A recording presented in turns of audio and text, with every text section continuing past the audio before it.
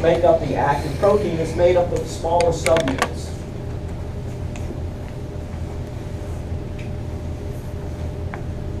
Here's one strand.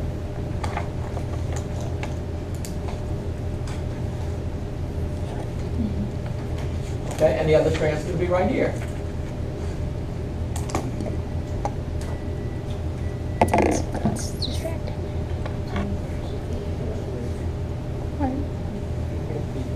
Now, the individual subunits that make up these actin strands are called G-actin subunits. Okay? So it says each actin molecule is a helical polymer of globular subunits called G-actin.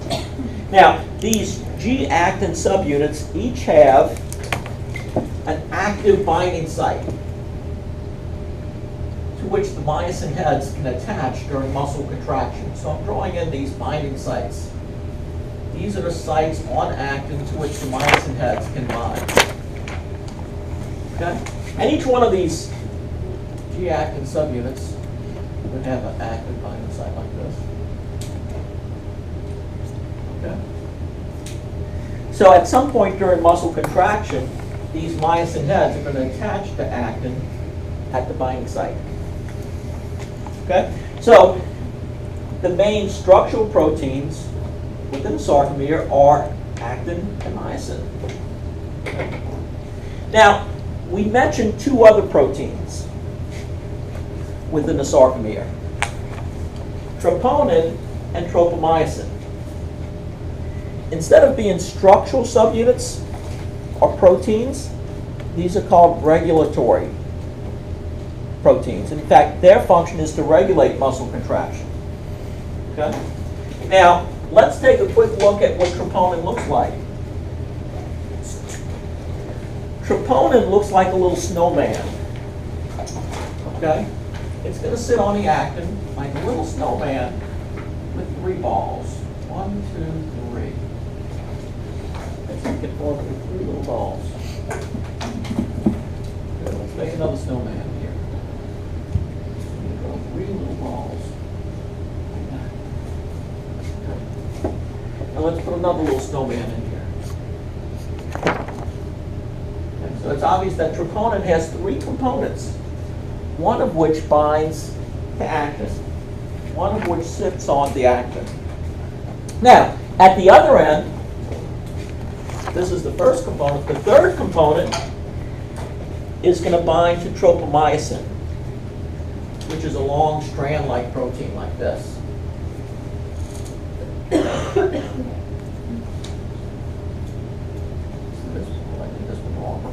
this.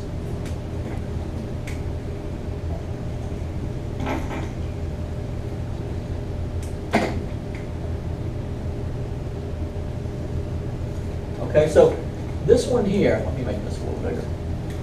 The third subunit of troponin is going to bind to the tropomyosin in such a way that it holds it so that it covers the binding sites on the actin. Okay? So it's holding on to tropomyosin in such a way that the tropomyosin is covering all of these actin binding sites. So that if the binding sites are covered, then the myosin heads can attach. So that's not at rest. What's that? At rest. At rest. At rest. Okay? So again, this is a 3-component protein. One component attaches to actin. The other component, on the other end, attaches to tropomyosin. Now, what about the middle component? The middle component has a site for calcium binding, so that if calcium is released into the muscle cell, it will bind to that middle component. Now, here's the kicker. If calcium is released into the muscle cell and is free to bind to troponin, as soon as it binds to that central component, here's what troponin does. It changes shape. And so it displaces, when it changes shape, it displaces tropomyosin off of those binding sites, which would then allow the myosin heads to bind. Does that make sense? Is everyone following me? If you're not, just say. Can you go through the three components again? The first component attaches to actin. Right. Here we see the first component is attached to actin, the third component attached to tropomyosin, and the central component has a binding site for calcium. But if calcium is not being released into the sarcoplasm, there's no calcium to bind to the troponin. And so troponin is just standing there like this, holding the tropomyosin in such a way that it's covering the binding sites on actin. And if those sites are covered, then actin and myosin can't bind together, can't form what we call a cross bridge. But what we'll see is that muscle contraction is going to begin with the release of calcium. And as calcium is released into the sarcoplasm, it binds to troponin, which then changes shape and then displaces the tropomyosin off of the binding sites. Now everybody's happy, because now the myosin heads can attach and can begin the process of muscle contraction. Wait, so that does that happen every time a muscle wants to contract? Yes, yes. All right, let's go back to our picture of myosin. Okay, there's the rod-like tail, the two heads. But notice when it forms a bundle and it makes up the thick filament, that these myosin heads are projecting off in all directions. Okay? And there's lots of them. Okay? And these heads are responsible for what we call cross-bridge formation. This is where a link is developed between the myosin and the actin. Okay? Let's go back. This is actin. Here we see these troponin molecules that are holding tropomyosin in place, covering the binding sites on actin. Okay?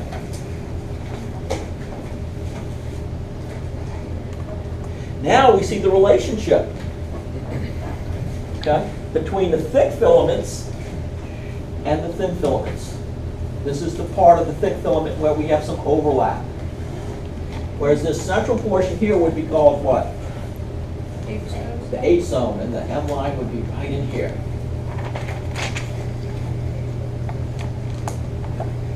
Now, we're going to come back to that image. But before we go further, before we can talk about muscle contraction, we have to take a little bit of a detour. And we have to talk about the sarcoplasmic reticulum. Imagine, if you will, that it's Christmas time. Okay? And someone gives you a beautifully handcrafted crocheted sweater. You've seen the type. My mom does that. And the crocheting is such a way that between the fibers you can see spaces, right? You've seen those crocheted sweaters. And imagine that crocheted sweater is sitting on your arm, covering your arm. It's going to cover your arm the way the sarcoplasmic reticulum covers a myofibril. What do I mean by that? Well, in blue here is the sarcoplasmic reticulum surrounding the myofibril within a muscle cell. Doesn't it kind of remind you of a crocheted sweater? Now, at the AI junction, here's the A band, here's the I band. At that junction, at every junction, you have a little perpendicular black band of sarcoplasmic reticulum. In fact, you have a pair of them. Okay? Cross channels. Sections of sarcoplasmic reticulum that run perpendicular to the main direction of the rest of the organelle. These cross channels here at each AI junction, these are called terminal cisternae. Terminal cisternae. They run perpendicular to the rest of the sarcoplasmic reticulum. And then what this slide also shows is an invagination here of the sarcolemma called a T-tubule that runs deep into the cell between the pair of terminal cisternae at each AI junction. So sandwiched between the pair of terminal cisternae is going to be a T-tubule, an inward extension, an invagination of the sarcolemma. Okay? Now, what this means is that when the sarcolemma conducts an action potential, when an action potential is generated and passes along the cell membrane, that action potential can not only travel along the length of the sarcolemma, but it can travel deep into the cell along the T-tubule. It can serve as a signal, an electrical signal. Now, the sarcoplasmic reticulum, including the terminal cisternae, one of its functions in muscle tissue is to house calcium. Okay? Is to house calcium. When an action potential travels along the sarcolemma, okay, and this is generated, remember, in response to a nerve impulse, and it then extends into the muscle through the T-tubule. The T-tubule then creates a signal. That electrical impulse serves as a signal to the terminal cisternae to release calcium. So that action potential, again, that's generated and then passes along the sarcolemma is going to then travel deep into the muscle cell, okay, into the T-tubule where it triggers release of calcium from the paired terminal cisternae. Now, I forgot to mention that this group of three, the pair of terminal cisternae and the T-tubule, are referred to as a triad. So the T-tubule, by being able to conduct an action potential, it can then generate a signal for release of calcium from the sarcoplasmic reticulum.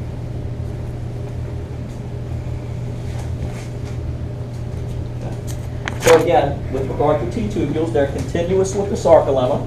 They conduct impulses to the deepest regions of the muscle, and these impulses signal for the release of calcium from the adjacent terminal cisternae. So this provides a link to signal for muscle contraction. We're linking the electrical event, the action potential, to release of calcium, which is going to generate muscle contraction. Why? Because that calcium is going to bind to troponin.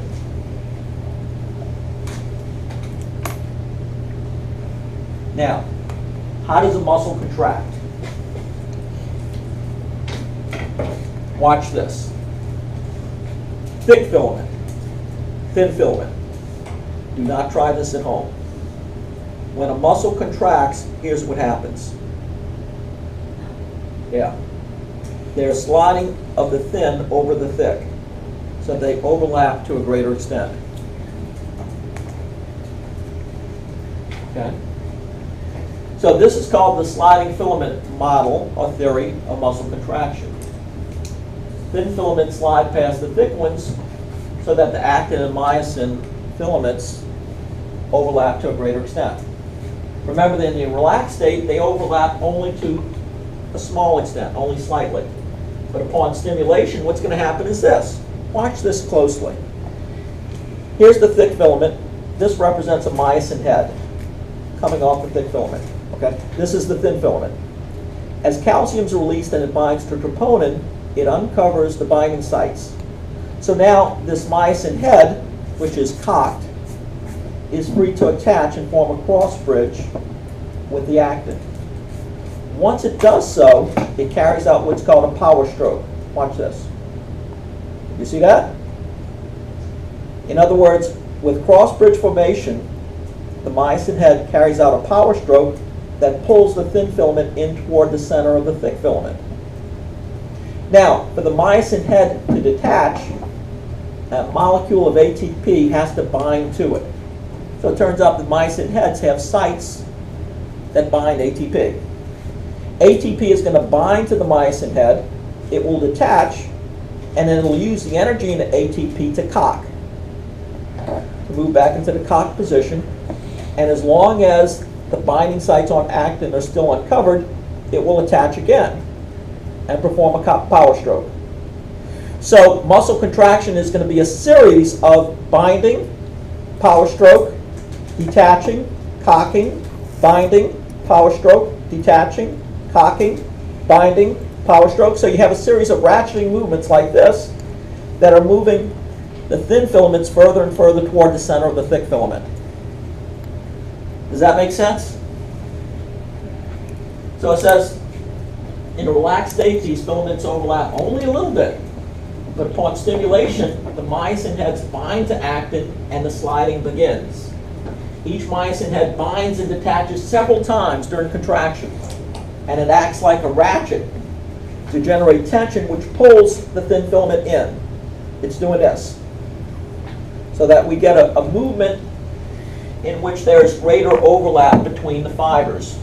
So what do you think is going to happen to that H zone as these filaments overlap to a greater extent? It's going to narrow and perhaps even disappear. Okay? What's going to happen to the sarcomere? It's gonna shrink. It's going to shrink, it's going to shorten. What happens to the A band? Does it shrink or shorten? Yeah. No, because the A band is defined as the length of the thick filaments, and that doesn't change. Right. Okay, but the sarcomeres do shorten. And the myosin heads are always going to be moving in the same direction, correct? Yes. Okay. Now, here's the thing, is that the myosin head has a binding site for ATP. And that binding site is associated with an enzyme called ATPase. Okay? Remember, ATP stands for adenosine triphosphate. That's an enzyme, right? Because it ends in A's. Well, ATP is not, but ATPase is. Yeah. Okay? So then it has 3 phosphate groups. Notice that I'm using a little curvilinear line to indicate the bond between the latter two phosphate groups. Okay, in other words, these last 2 bonds are referred to as high energy bonds. And really they're referred to high energy bonds because they can be broken easily, and when broken, release energy that can be used by the myosin head for movement. So ATP can bind to the myosin head, and the ATPase, the enzyme present at that site, will cleave this bond here, releasing energy. Okay? That's going to be used not only to detach the head,